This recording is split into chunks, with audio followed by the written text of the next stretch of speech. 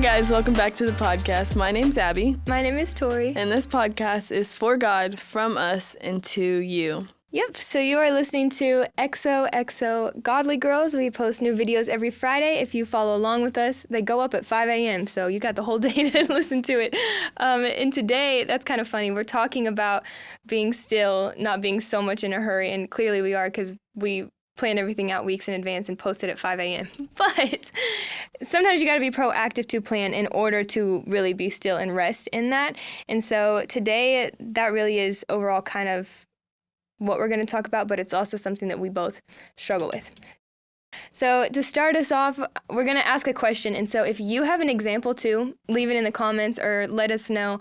But do you have a time in your life where you have been in such a hurry, or an example, maybe a story, and then it turned out to not even matter or be that big of a deal as you made it? Yeah, so when I worked at Lowe's, I was on if you order online, and I can't remember the word for it, but if you order online and then you can come pick up your stuff, like curbside pickup. So I was on that team, and so I would prepare the orders, and then people would text and say on their way or I'm here, and then you'd have to bring your orders out. Well, this one time it came up on the phone that somebody was there, and I was like, okay, I have to go get their order, which is fine. And so I go to the back to find their order. I can't find it. I get somebody else to help me find it. We both can't find it. It's not an item that you can get off the shelf. It's something that was custom ordered to this store. And so we're looking everywhere for this box. And so after about 20 minutes, and I'm sure this customer, they get mad there whenever they have to wait for too long. And so after about 20 minutes, I go up front, and sometimes people will put the orders up front for you. That was a newer thing that they started, and I had forgot that they did that. So I'm in this hurry, rummaging around everything. Everything's a mess now because I've been, moving everything around. And then I get up front, and there's the box. And so I'm okay, I'm going to take this outside. I get outside, and the person's not even there yet. They had, hit I'm here when they were actually on their way. So, I had no reason to be in such a hurry, being angry. And, of course, I probably said some hurtful things to other people, because I was stressed out, But just goes to show, you don't have to be in such a hurry.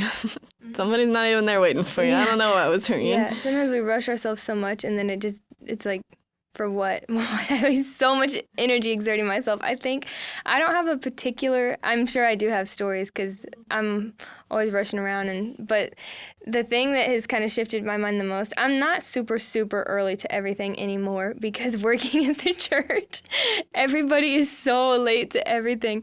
And so we would have meetings, and I was I've got to be early considered, to be on time. That's how my mom has that's how we grew up. Mom's that on Sunday mornings, all the church seats aren't full, and Josh is we're going to be there so early and get the seats.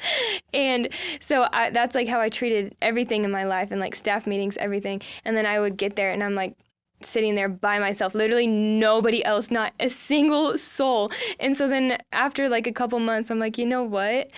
Why am I doing this to myself? Because nobody's even, I'm rushing around, and I'm quitting the work that, I'm doing in the moment, or, I'm doing all these things to make sure that I was there super early, super on time. And then I was I don't know why I'm exhausting myself, stressing myself out, because I'd be, in my office, set a reminder to make sure that, oh, it's close to this time. Or I would just keep checking, if I go to the bathroom between here and here, and it's not that big of a church, then I'll still be there. I don't know. I would just stress myself out, and then I'm why am I making this so, official? Because everybody's late. Yeah. I think that it originally stemmed at an early age whenever I would watch my mom always on the go, always doing, and I was always with her, so we would always just go, but everything's back to back, and there was never really a time of rest. It was, she got up at 6 a.m. to work, and we had school at 8 a.m., and then we get home, and I had a sport, but I would go do my after school activities and then go home, and then we had church stuff right after. And so it was a 6 a.m. to 8 p.m. and we have dinner in the middle somewhere, and barely got to sit and rest and be in each other's presence. So we were always on the go then. And then I think the real root of why I always have so much to do, always in my schedule, so I'm always hurrying through all my tasks, is literally because someone gave me the advice to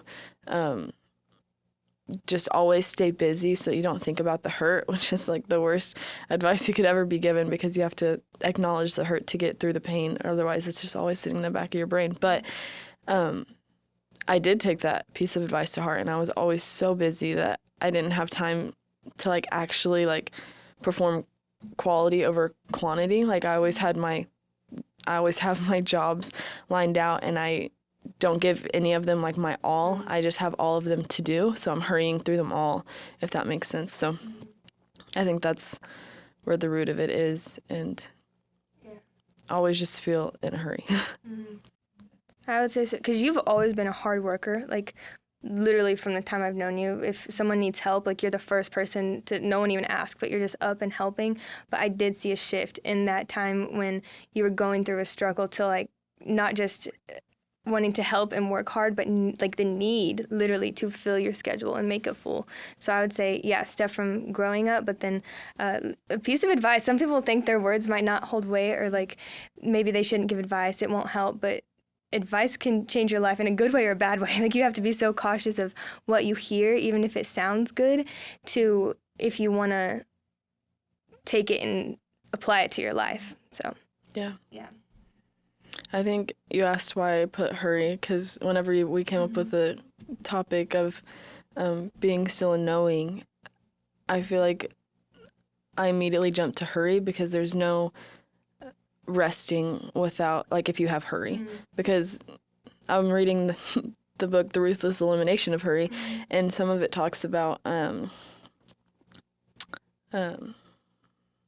on, sorry. Okay, part of it talks about love is not compatible with hurry. So, like, God is love. In 1 John, it says God is love.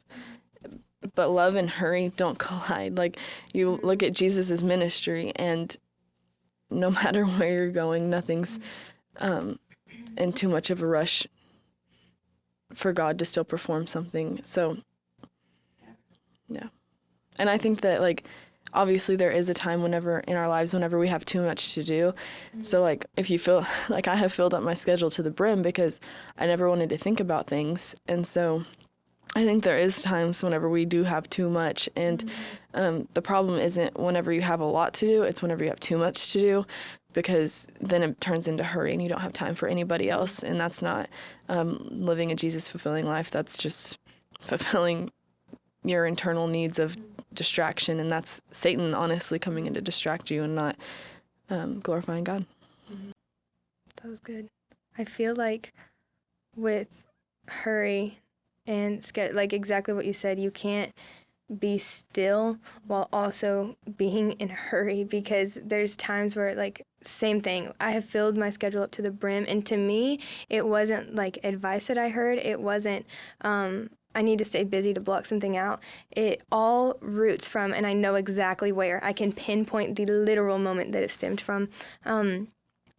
After my car wreck, I couldn't walk for way longer than expected. Like, I waddled so bad, and people were saying that I was like faking and stuff. And obviously I wasn't. Like, I had to get the pole removed from my leg, a bigger pole put in, because the gap in my bones was so big it wouldn't heal. But it was like, that's We're crazy. out here, like, hurting. Yeah, I'm hurting, and I'm working so hard to literally just walk, like do the simplest things, like I bend loved my that leg. little waddle, but I know it hurt. It hurts so bad to even walk. And so, you know how people say when you have a crutch, kind of meaning like it's your support. Like, people use that as an analogy, and it makes so much sense now. But like, that person is like their crutch. It's just their safety. It's what they use to catch them. Well, I had a literal crutch. I had one crutch, and so it looks like, why would I even need that to walk, basically? And so I get where they were coming from, but I had heard that one of my really good friends had said that, like, they didn't want to hang out with me anymore because I was just lazy.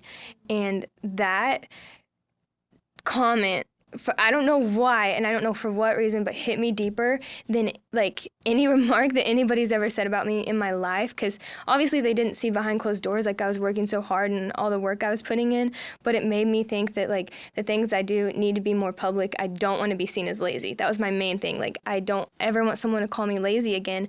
And so then in everything I do, like, that's my biggest fear. Someone's going to think I'm not doing enough. I'm not working hard enough. And Do you remember at Passion a couple years ago when everybody was saying their red flags?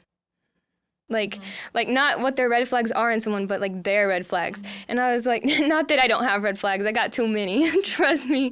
But Luke had said like, because I said, I don't know what my like big red flag is. And he said, it's that you're a workaholic.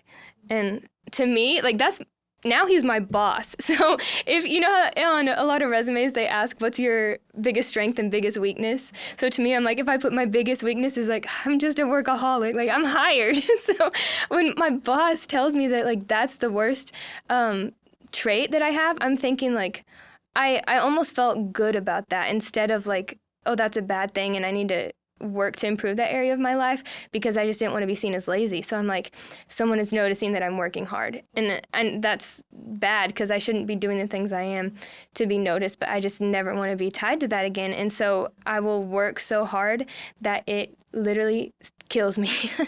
And that is not God's intent for us. Even if you're doing not his work, but like ministry, that is my job. And so sometimes I think that like, well, I'm here for this amount of time. Like, I just got to work the hardest that I can while I'm here.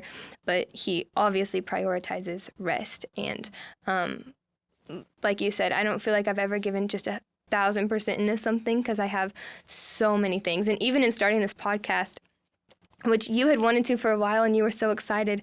And I told you, Abby, I'm really scared just because I don't know what else I can add to my plate, because I try to be more cautious and guarded because especially in ministry, that is like the number one place that people get burnt out in jobs, because it's nonstop. And I know that's not the only job that's nonstop, but it's spiritually like can be exhausting, and I don't want to get burnt out again.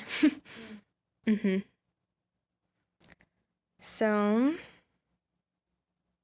how do we be still? How do we figure that out? How do we, because see, here's what's important, because I needed to kind of define like what that meant, because being still and being lazy are not the same thing. Do you know where the Bible verse "be still and know" comes from? Like the context? I looked into it because I always want to know like where things come from now. I think you've given me that trait. But so last night I've always heard "be still and know that I am God," and that's in Psalms 46:10. So Psalm 46:10, it says, he says, "Be still and know that I am God." And so like in this Psalm 46, there's a battle going on. And so they're talking literally being still in the battle. Like, can you imagine being in a war with people shooting at you and God is calling you to be still? That's crazy. And so like spiritually, like we have so much going on in our lives, and God is calling us to still be still and know. Be still and know that he is in control. Being still that and know that he is, it says, "I will be exalted among all the nations. I will be exalted in the earth." Like being still and know that he has all power and all control, and everything is going to work out in the end, because in the end we all die.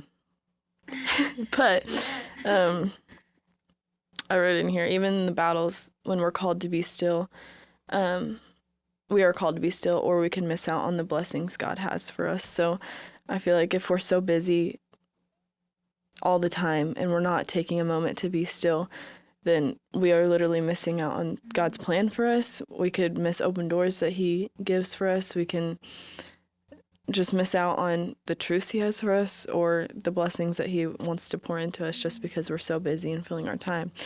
And so you ask, like, how do we not, like, how do we not be in a hurry all the time? And I feel like it roots down to your schedule. And the average person has like a Monday through Sunday schedule. Like you have your work days all planned out usually. I mean, some people don't. I kind of have a whack schedule and I kind of go with the flow now. But a lot of times people have their schedules lined out and they know exactly when they're supposed to be somewhere and what they're supposed to be doing and all this stuff. And so someone said this a long time ago, but they said, in your schedule that you have written down, where's God? Like in your Monday, like what time frame are you giving God, like to sit down, be still, and resting in him?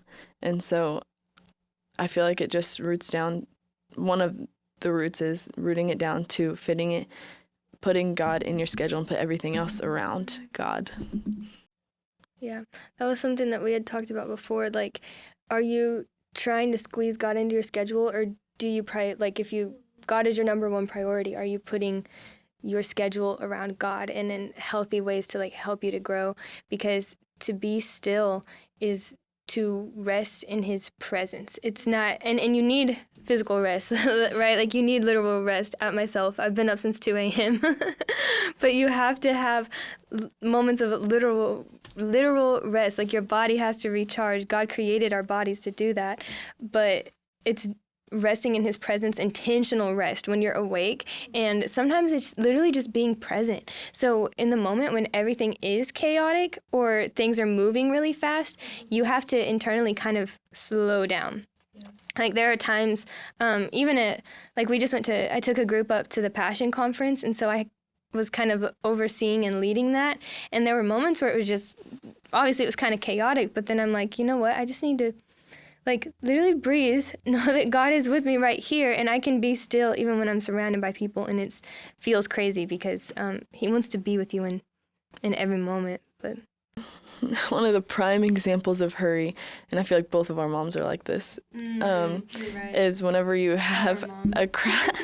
I know that I'm going to be the same way, but whenever like a crowd of people or like you have family members coming over, it's like such a rush to clean your house and get everything cooked and everything prepared that you're not even even whenever the people are there, you're not even taking in their presence because you're so worried about what are they thinking, like, is there enough food for them and all this stuff. And so one of my favorite stories in the Bible is the story of Mary and Martha, and that's in Luke 10, verse 38.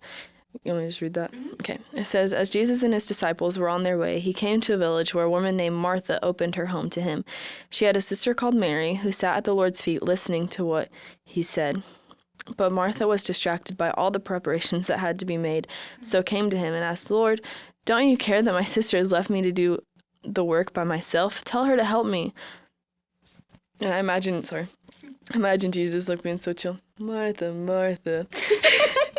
The Lord answered. Sorry. Martha. The Lord answered, you are worried and upset about many things, but few things are needed, or indeed only one.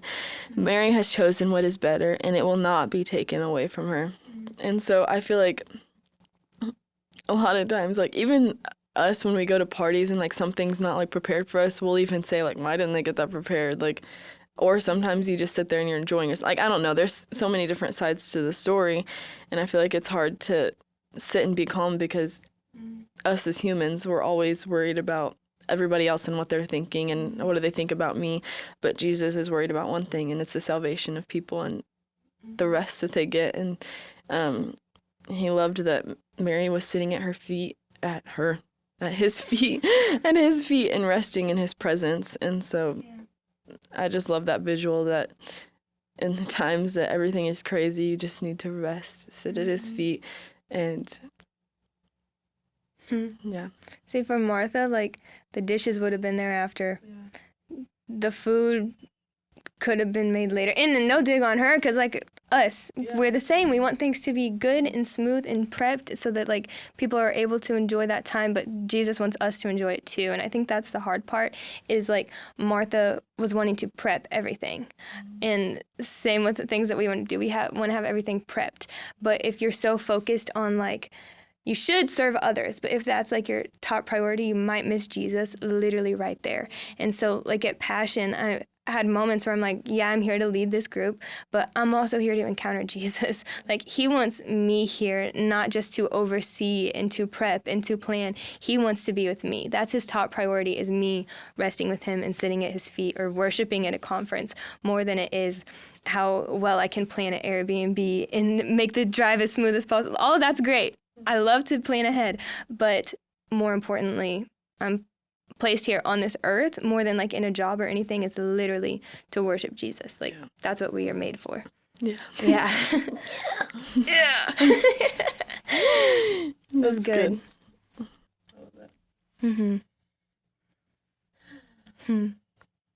I also think about how in the very beginning of our Bibles, like the very beginning of existence, when God creates the world, he creates, the heavens, the earth, the people, the creatures, literally everything. And then on the seventh day, he rested.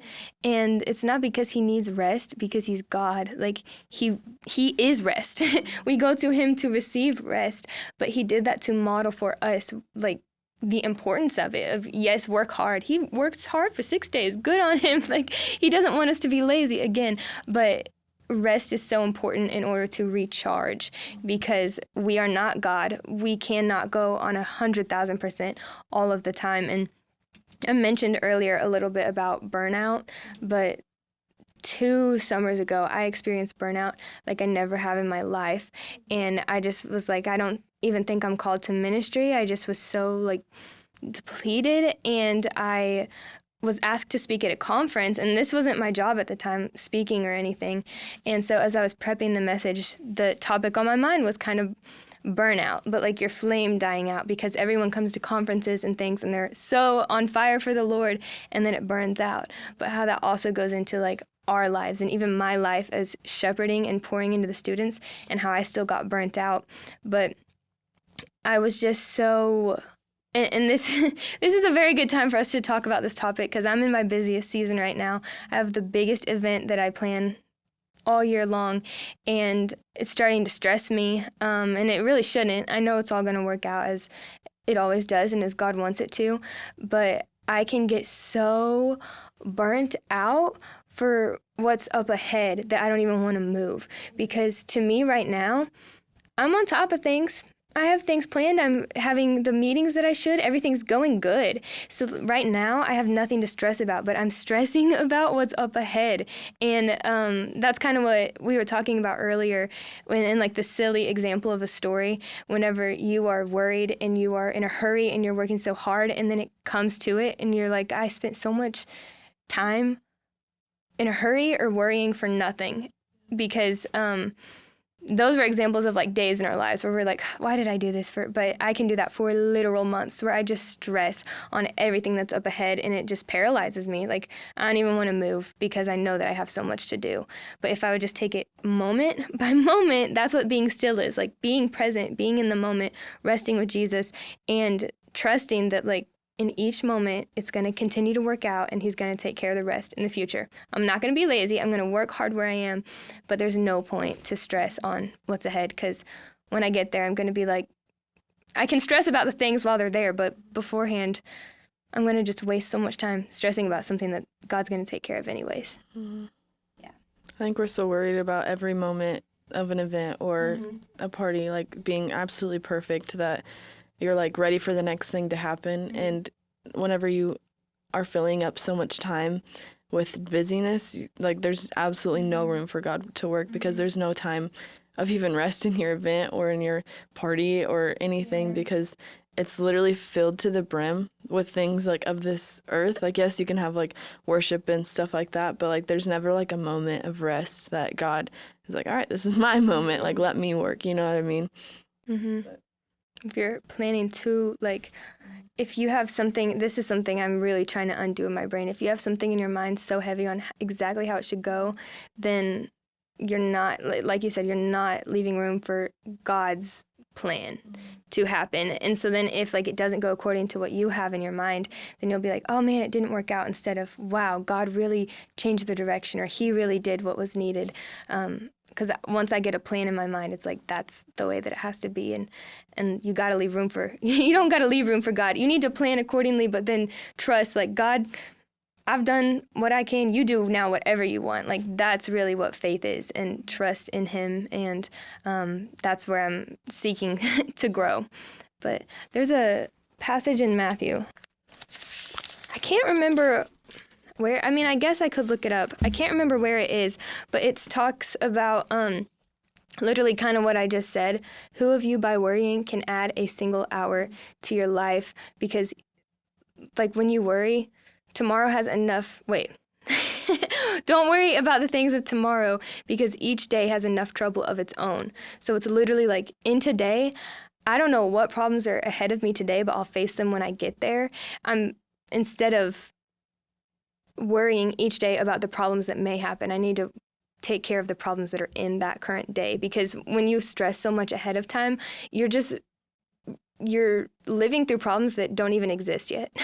And then if it does happen, then you've already experienced it through your worry, and then you're experiencing it again, and then you have to live with the effects after. Like, you're just making it so much harder on yourself. And in my mindset, I always think, if I think of every bad scenario, then if a good one happens, I'm like, not bad like I thought. And then if the bad one happens, then I'm like, I already expected that, it's fine. So I literally think out everything. But what's the point of that? Because then I've spent so much time wasted into what I could have put like my efforts in, or praying or reading my Bible or growing close to Jesus with instead. So that's one of my favorite verses. I have that in different parts of my house because I'm not a warrior, I'm a worrier. I need to switch that around. I need to be a warrior instead of a worrier. That's how God meant for it to be. I think something got lost in translation in my mind. So earlier I mentioned how Luke, who is now my boss, like said that a red flag was that I'm a workaholic. And I just kind of thought that was a good thing almost, because I think we use being busy as like a badge of honor almost, because when you're having conversation with someone and they're like, how are you doing? Good, just busy. And you almost feel like saying you're busy means that, oh, like she's doing things, or I don't know why not even that we feel the need to prove ourselves, but I think that can also be an excuse that we have, not just to make time, with Jesus, but with our friends and our family and different things. In today's society, like in the book, it kind of talks about hurry syndrome. Like, it's actually a disease that people, like, I don't know if it's technically a disease, but it probably is. I don't know. But it's like almost like an over-consuming thing that people go through, is that like I always have to be in a hurry. I always have to be doing something because everybody else is so busy that I have to be busy too.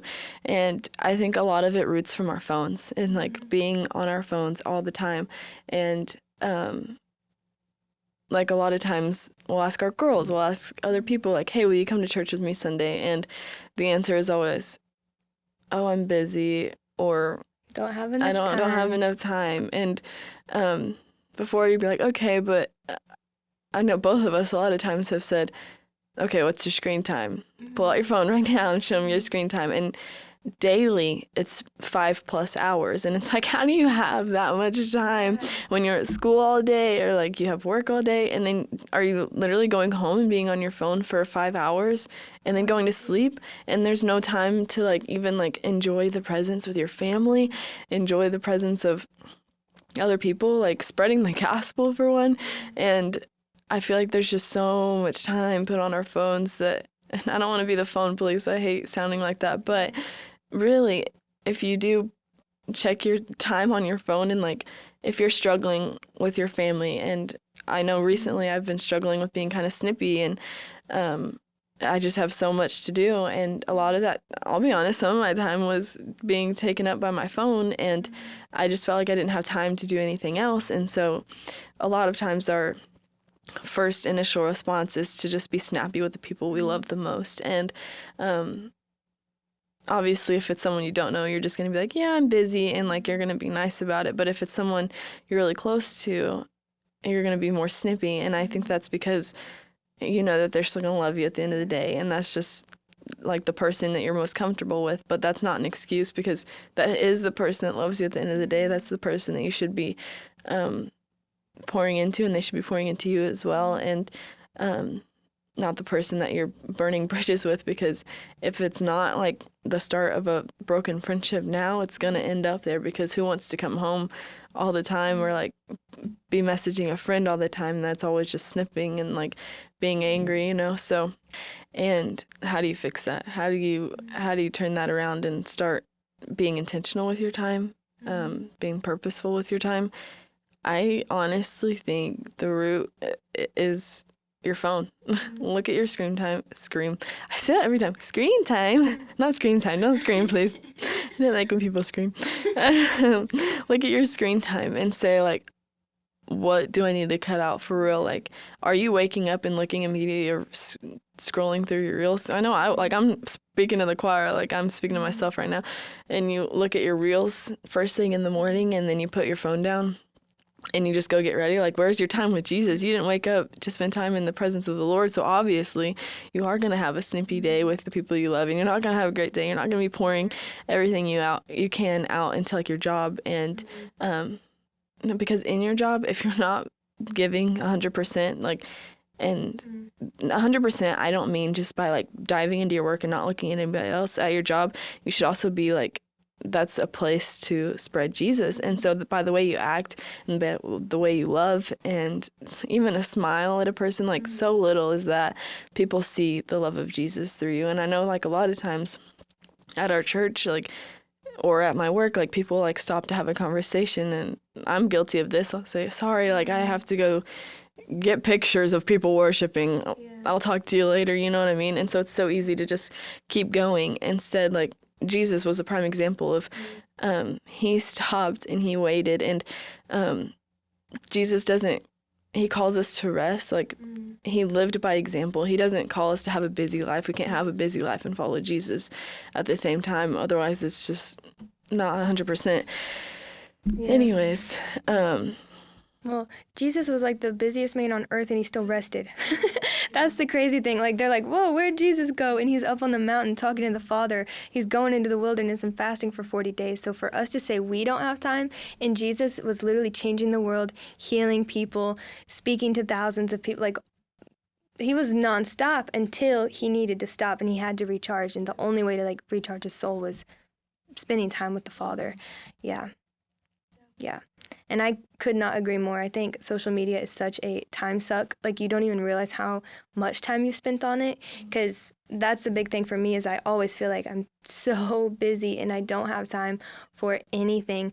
But if I was more guarded with the time that I spent on my phone, I'd realize how much extra time I actually do have, or time, maybe not even extra, but that I have to get things in order that I actually need to, because like I said, rest and laziness are not the same. So you might think, man, like I rest so much. But like when you're doing this, it's actually the most overwhelming thing you can do for your brain to see that much constantly.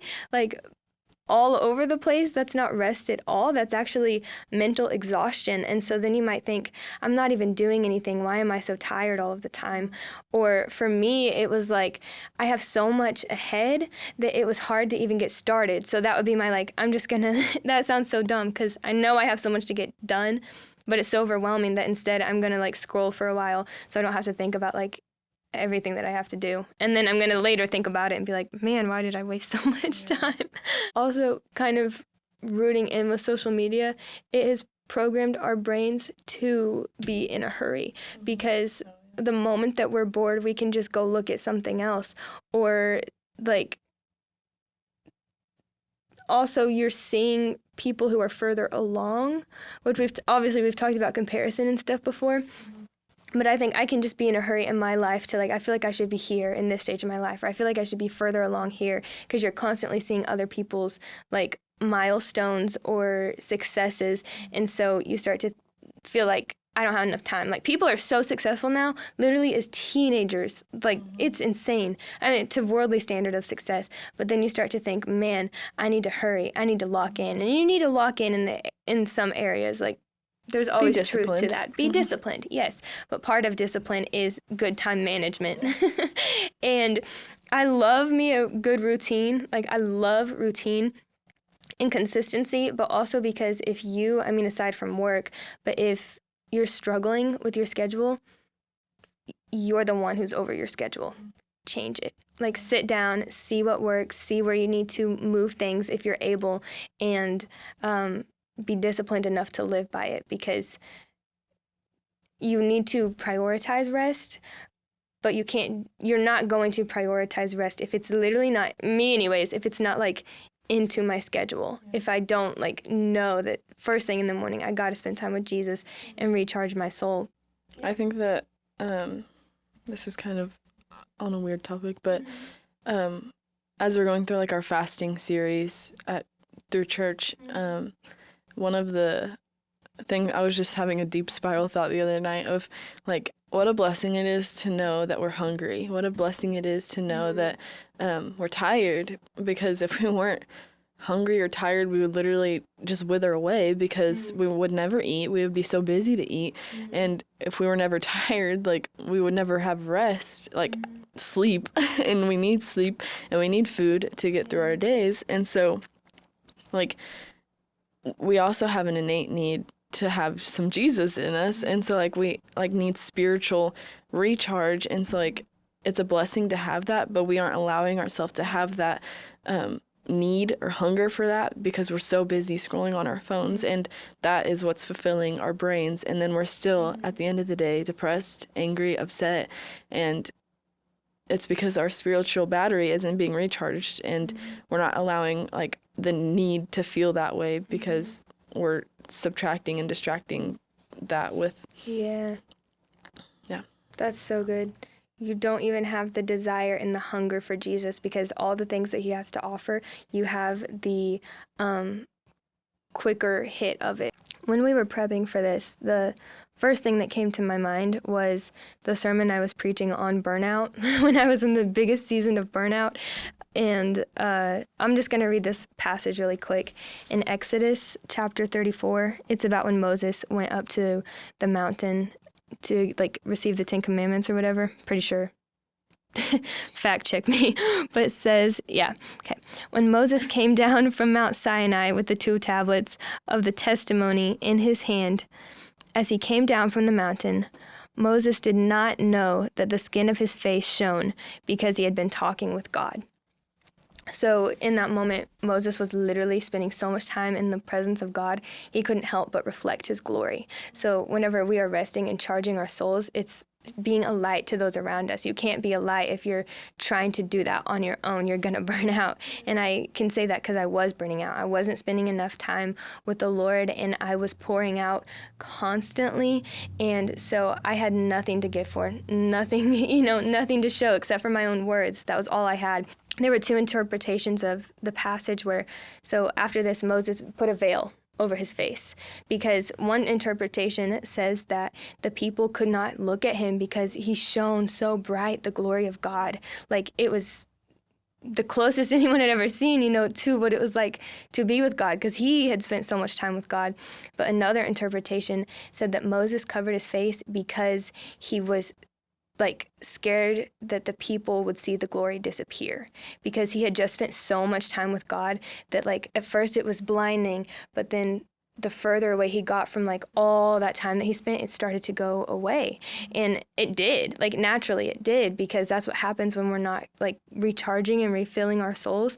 And when I was reading that, I just thought, I feel like that's me right now. Like, I feel like I am veiling, not because I'm showing his glory so much, but because I am afraid that people are noticing, or people are going to notice that I don't have the same light that I used to, because I was just exhausted.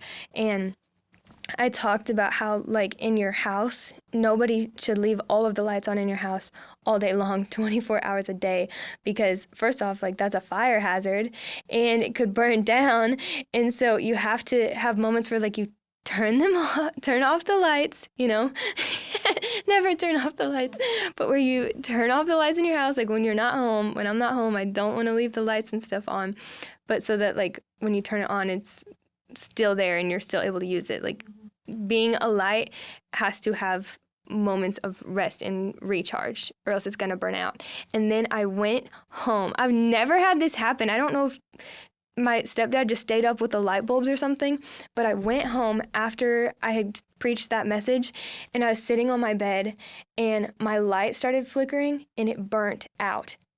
It literally burnt out.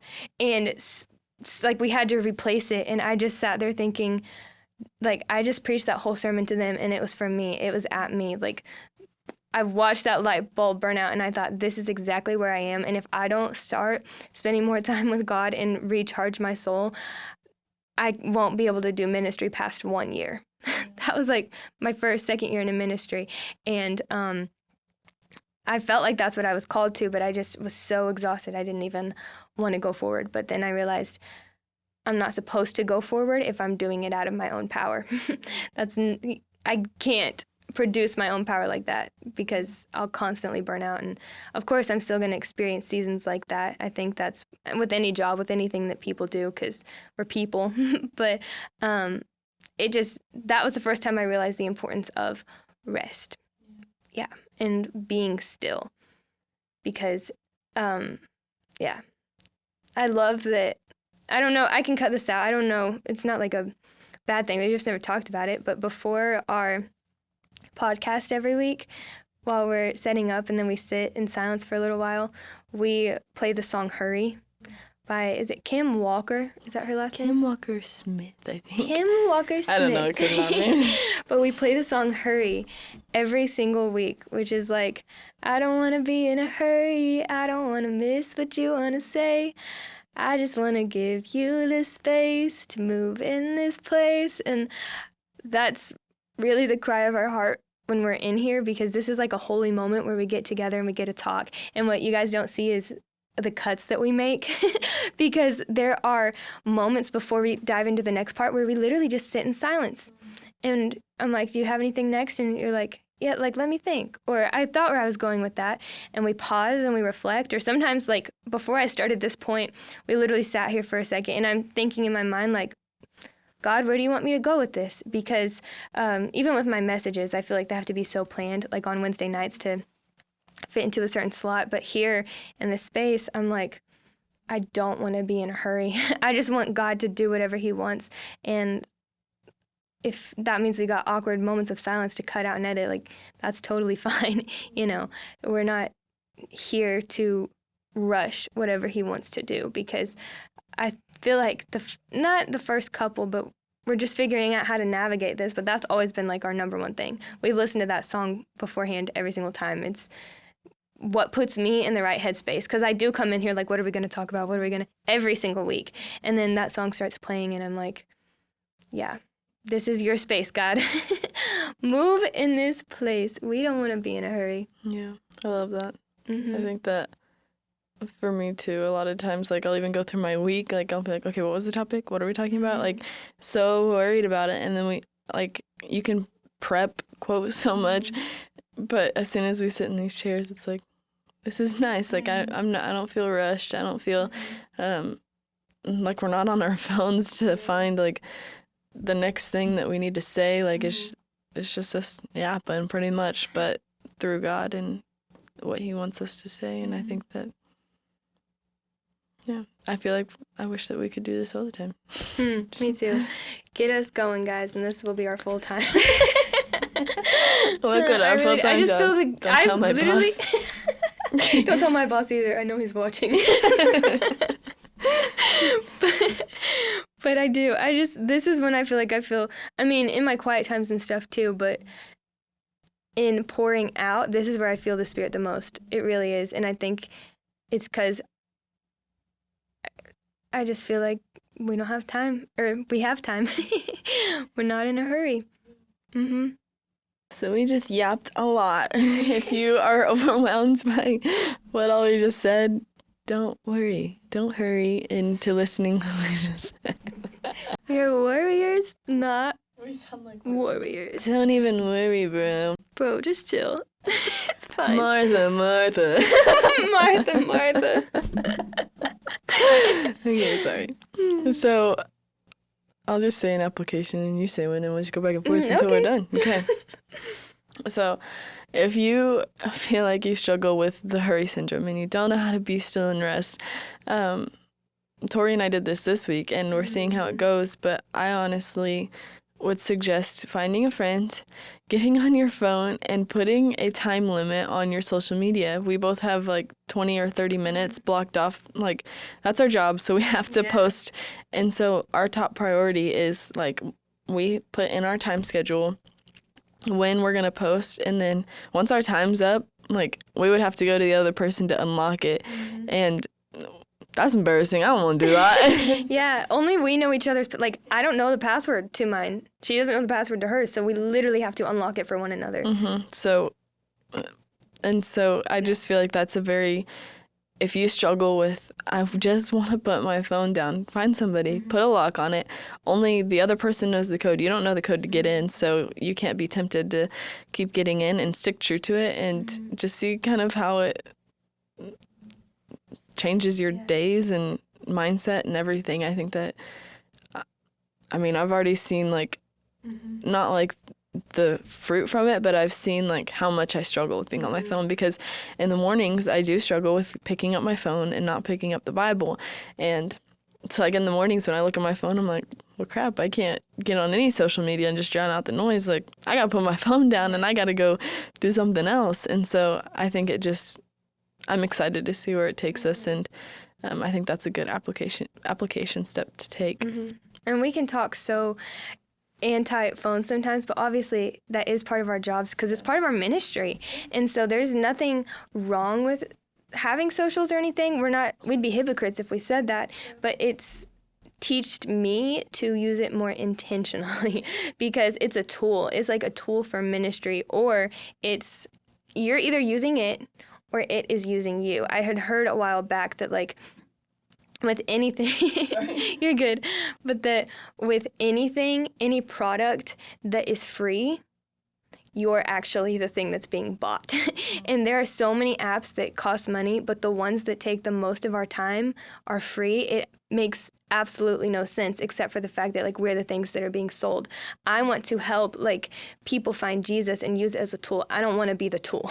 I don't want to be the thing that's being used and, like, my time's being sucked away and I'm watching my life go by as I scroll. So it's helping me be more intentional with, I can have these apps, but I'm going to use them to enhance the gospel and to do what God has called me to. And now I don't have time to scroll. So if I'm scrolling, then I miss my opportunity to use it as a tool for that day. And then I have to come to you, hey, can you take this password? Why? Well, I scrolled instead of, I scrolled instead of posted and, did what I intended to with it. So it's helping me. Do that. But I would say another thing, so if that is a struggle of yours, or maybe you feel like it isn't, I would literally be praying to, like, asking God what is the distraction, or to reveal to you if that is a distraction, because some of you may be in denial. I'm just being honest. Like, I want you to get ahead of it before it starts to be the thing that controls you, because I don't want you to have that realization when you're so far in it, because that's what happened with us. But another way to be still and rest, like we said, you got to recharge. So you can block off everything all day long, but if you're not recharging with Jesus, you're just going to continue to fill yourself with other things. So, I don't have social media, now I'm going to watch a ton of TV, or now I'm going to do this. I'm just going to hang out with people 24/7 so I don't have to think. There's tons of things that you can do, but this is the thing that will recharge your spirit, truly.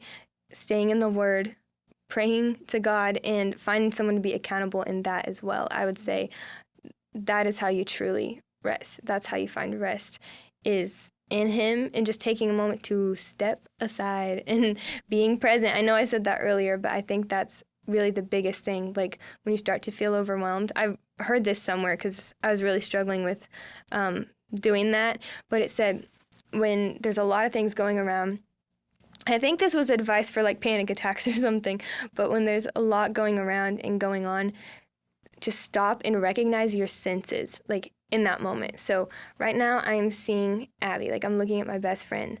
Right now I smell, like, the smell of coffee, or I hear, like, the air conditioner in the distance. Yeah, I can feel that. I don't know, but it just brings you kind of into this exact moment. So I think that's been huge for me, because then I become, once again, like a spirit of gratitude. I become grateful for exactly where I am, and the fact that I have the senses and that God has gifted me with, and just being there. Like, sometimes you literally have to be like, this is where I am, this is what I'm doing right now, because if not, you're going to miss all the good moments thinking about other things. So yeah, being present and setting a time in your schedule to spend time with Jesus, because that was the game changer in my life and in my ministry, was being with Him, letting Him be the thing that recharges my soul. once again, like Moses. I am always telling the students, go be a light, go be a light. You can't be a light if you're not spending time with the light and getting recharged. Everybody has the same 24 hours in a day. And if you're looking at someone and saying, like, oh, how are they so close with God?